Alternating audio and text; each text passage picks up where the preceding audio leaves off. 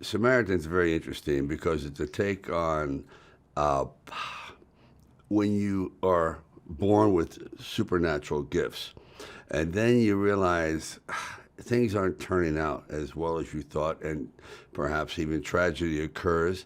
This superhero says, I've had enough of trying to save society. I can't even save myself.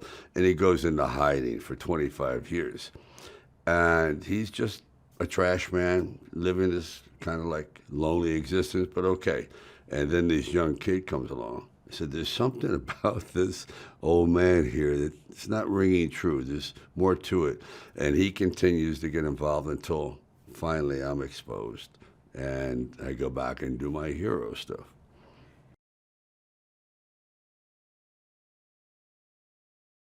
I have a knack for that particular kind of mythology, action films, but also has heart and in relation to other people. So they can say, oh, that's like my father and son situation, so on.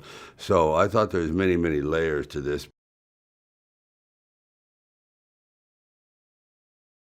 He's like growing a beard and he works trash can, he collects old objects and fixes them.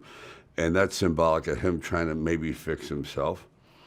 And then you have this kid who is kind of a spark plug for the whole movie. The genesis of why the film actually is happening is through his eyes.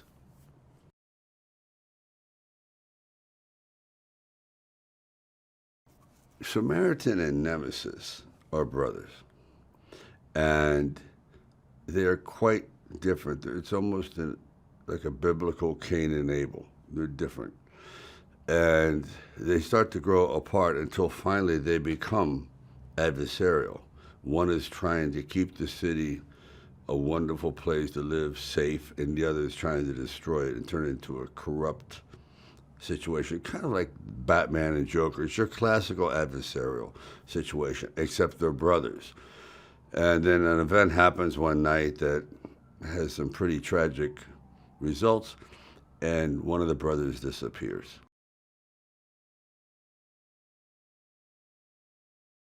Well, it's superhero and anti-hero, but these people are vulnerable. They can die. So they're not impervious. Like, I mean, it's hard for me to, how do you root for Superman? I like it and all that, but let's face it, he's pretty bulletproof. Right? These people aren't. And they rely upon extraordinary strength and temperament to do amazing things. But they still have one foot in reality that, yeah, this is, they're not, they don't walk around in uniforms. They're like everyday people that you don't know are there. Kind of like if your neighbor was a vampire, you go, really? Okay. He looks like us.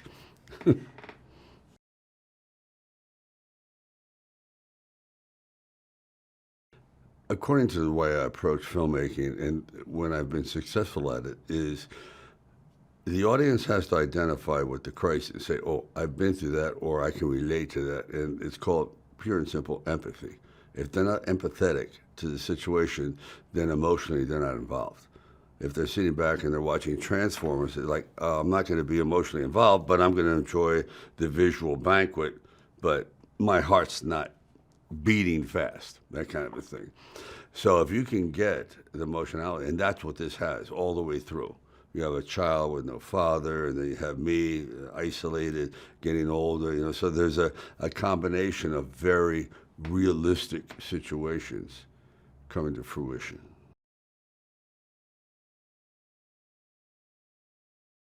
I think it's very timely because we're going through some upheaval, and no one's agreeing with anyone, and cities are being fragmented.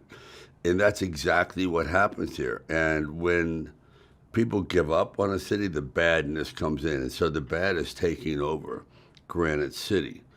And it's just a classical format about how do you take back what is yours that you built. And I sort of lead the way, but the whole neighborhood now goes, we got to start doing it on our own because after the last situation, we don't know where I go. And now they're sort of left on your own. It's really a morality tale, but very, very exciting to watch.